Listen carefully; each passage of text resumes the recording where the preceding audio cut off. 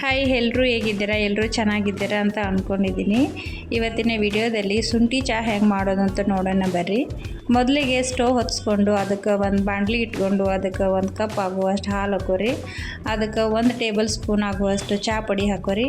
ಆಮೇಲೆ ಅದಕ್ಕೆ 1.5 ಸ್ಪೂನ್ ಆಗುವಷ್ಟು ಸಕ್ಕರೆ ಹಾಕೋರಿ.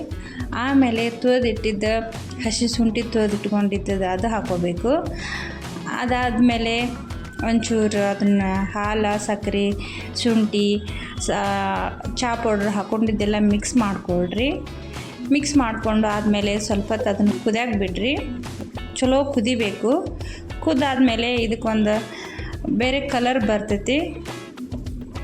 ಇದು ಶುಂಠಿ ಚಹಾ ನೆಗಡಿ, ಕೆಮ್ಮು ಏನಾದರೂ ಇತ್ತಂದ್ರೆ ಇದು ಒಳ್ಳೆಯದು. ಚಹಾ ಎಲ್ಲರೂ ದೇಹಕ್ಕೆ ಕೆಟ್ಟದ್ದು ಅಂತಾರೆ. ಬಟ್ ಶುಂಠಿ ಆಮೇಲೆ ಏನಾದರೂ ಏಲಕ್ಕಿ, ಲವಂಗ, ಕರಿಮೆಣಸು ಹಾಕ್ಕೊಂಡು ಚೆಂದಾಗಿ ಕುದಿಸ್ಕೊಂಡು ಕುಡಿದ್ರೆ ಇರೋ ನೆಗಡಿ ಎಲ್ಲ ಓಡಿ ಹೋಗ್ತೈತಿ. ಸೊ ಈಗ ಅದು ಕುದ್ದಾದ್ಮೇಲೆ ಚೆನ್ನಾಗಿ ಕುದ್ದಾದ್ಮೇಲೆ ಸೋಸ್ಕೊಂಡು ಕುಡಿದು ಟೇಸ್ಟ್ ಮಾಡಿಬಿಟ್ಟು ಹೇಳಿ. ಪ್ಲೀಸ್ ಸಬ್ಸ್ಕ್ರೈಬ್ ಮಾಡಿ, ಲೈಕ್ ಮಾಡಿ, ಹೀಗೆ ಸಪೋರ್ಟ್ ಮಾಡ್ತಾಯಿರಿ. Thank you.